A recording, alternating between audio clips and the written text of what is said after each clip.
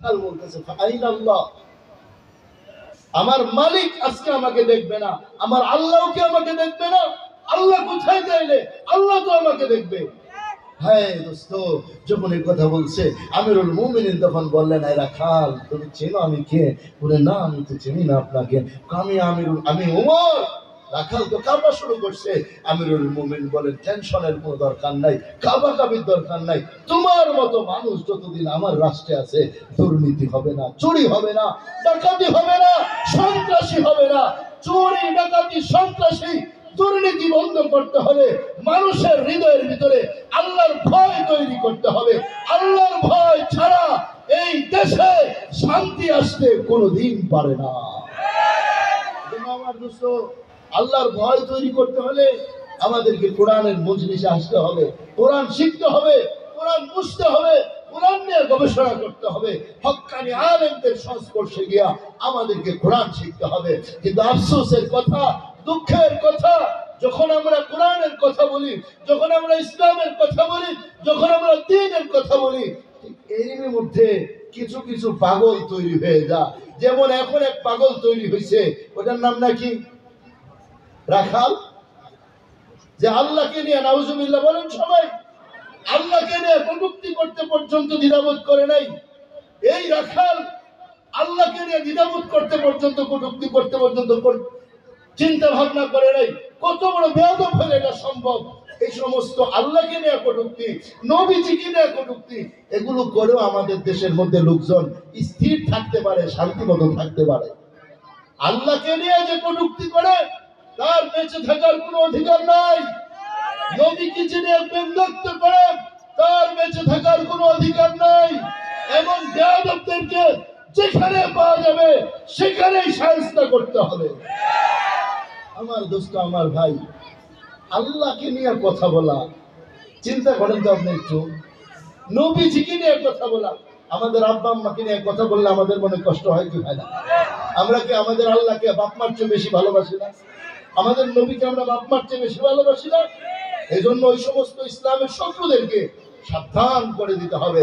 এরকম কাজ যদি করা হয়, তাইলে বাপ মাকে গালি দিলে যেমন সন্তানের মাথায় রক্ত উঠে যায়, আল্লাহকে নিয়ে কথা বললেও মুসলমানের মাথায় রক্ত উঠে যায়। আল্লাহ নবীকে নিয়ে কথা বললেও মুসলমানের মাথায় রক্ত উঠে যায়। তখন কি হবে না হবে সেটা আইন আর কানুনের ভয় তখন থাকে না, তখন নিজের হাতে আইন অটোমেটিক উঠে যায়। এই জন্য আমার দোস্ত, আল্লাহকে নিয়ে যেন কেউ কটূক্তি না করে, আল্লাহ রসুলকে নিয়েও যেন কেউ কটূক্তি না করে। এই জন্য সাবধান থাকবো তো ইনশাআল্লাহ। আল্লাহ তাওফিক দান করেন। আমার দোস্ত, দুনিয়া এবং পরকালের সুখ পাইতে হলে কয়টা কাজ করা লাগবে? এক নম্বর, এক নম্বর, আরো জোরে বলেন, এই সেটটা আওয়াজই হয় না। এক নম্বর, দুই নম্বর, দুই নম্বর তাকওয়া মানে আল্লাহর ভয়। তাকওয়া মানে, তাকওয়া মানে আল্লাহর ভয় আছে না নাই বুঝার তরিকা হলো আল্লাহ যা করতে বলেন তা করে ফেলা, আল্লাহ যা নিষেধ করেছেন তা বাদ দেওয়া। এবার চিন্তা করে দেখেন আমার আপনার মনে আল্লাহর ভয় কতটুকু আছে। আমার দোস্ত, আল্লাহর কত হুকুম আমার সামনে নষ্ট হয়ে যায়, আল্লাহর কত আদেশ আমি পালন করি না, আল্লাহর কত নিষেধ আমি দিব্য আরামে পালন করি, তারপরেও মনে করি আমি মুসলমান, আমি মুত্তাকি, আমি আল্লাহর ওলি মনে করি। না না দোস্ত, তাহলে দুনিয়ার শান্তিও আসবে না, পরকালের শান্তিও আসবে না। দুনিয়ার পরকালের শান্তি এই দুইটা কথার মধ্যেই আবদ্ধ হয়ে গেছে। এই দুইটা কাজ যারাই করছে, অতীতে আল্লাহ তাদের কত বরকত দান করেছেন। কোরআন হাদিসে, ইতিহাসের কিতাবে অভাব নাই এই সকল ঘটনা বলে। আমি একটা ঘটনা শোনাই।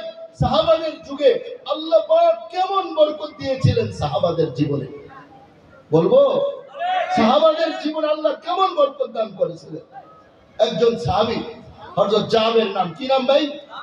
কি নাম? জাবের। ভালো করে মনে রাখেন, গল্প সাহাবাদের যুগের, সোনালী যুগের সোনালী গল্প, সত্য ঘটনা। হযরত জাবের রাদিয়াল্লাহু তাআলা আনহু খন্দকের যুদ্ধে আল্লাহর নবী সাল্লাল্লাহু আলাইহি ওয়াসাল্লাম গর্ত খনন করতেছেন যেন মক্কার কাফেররা মদিনার উপরে আক্রমণ না করতে পারে। কাজ চলতেছে। এক সাহাবী পেট দেখাইলেন, ইয়া রাসূলুল্লাহ অনেক ক্ষুধা, পেটের মধ্যে একটা পাথর বাঁধা। কয়টা? নবীজি পেট উঠায় দেখাইলেন, ওনার পেটে দুইটা পাথর বাঁধা। কয়টা পাথর বাঁধা? আমার দোস্ত, আমার ইমানদার দিন ভাইরা, এমন পরিস্থিতির মধ্যে সাহাবাই কেরাম খাবার নাই, কষ্টের মধ্যে দিয়া দিনের কাজ, ইসলামের কাজ করতেছেন। মদিনার রাষ্ট্রকে পাহারা দেওয়ার জন্য, শত্রু বাহিনী থেকে রক্ষা করার জন্য বাহ্যিক ভাবে একটা বড় গর্ত খনন করতেছেন মদিনার চতুর্পাশে। আল্লাহর নবীর পেটেও খাবার নাই, সাহাবাদের কাছেও খাবার নাই, কষ্টের ভিতর দিয়ে সময় অতিবাহিত হচ্ছে। এমন সময় হযরত জাবের রাদিয়াল্লাহু তাআলা আনহু বাড়িতে গেলেন, বিবির কাছে বললেন, ও বিবি, আল্লাহর নবী ক্ষুধার্ত, সাহাবারাও ক্ষুধার্ত, মেহমানদারি করার মতো কোনো ব্যবস্থা আছে কিনা? হযরত জাবের স্ত্রী বললেন, ঘরে 3 কেজি আটা আছে। কয় কেজি? জোরে বলেন, কয় কেজি? 3 কেজি আটা আছে। আর বকরির একটা বাচ্চা আছে, বড় না ছোট বোঝা গেছে? বড় না ছোট বকরির বাচ্চা? অনেক বড়। ছোট। 3 কেজি আটা আর একটা ছোট বকরির বাচ্চা আছে। এবার বিবি বললেন, ঠিক আছে, এই হলো আমাদের মেহমানদারির ব্যবস্থা। আল্লাহর নবীর কাছে কানে কানে দাওয়াত দিয়েন, আর বললেন 2 একজন নিয়ে যদি আসে তাইলে কোনো অসুবিধা নাই। এবার হযরত জাবের আল্লাহর নবীর কাছে গিয়ে দাওয়াত দিলেন, কানে কানে দাওয়াত দিলেন, ইয়া রাসূলুল্লাহ, আপনার জন্য আমরা একটু সামান্য খাবারের আয়োজন করছি। ও নবীজি, ঘরে মাত্র 3 কেজি আটা আছে, ছোট্ট একটা বকরির বাচ্চা আছে, আমি আপনার জন্য এটা মেহমানদারির ব্যবস্থা করতে চাই, আপনি আর 2 একজন কাছের মানুষ নিয়ে আসবেন। কথাটা কি জোরে কইছে না কানে কানে? কারণ আটা হলো 3 কেজি বকরির একটা ছোট্ট বাচ্চা। আল্লাহর নবী সাল্লাল্লাহু আলাইহি ওয়াসাল্লাম সব সাহাবাদেরকে ডাক দিয়া বলেন, ও আমার সাহাবারা, হযরত জাবের তোমাদের সবাইকে মেহমানদারি করার জন্য দাওয়াত দিয়েছে।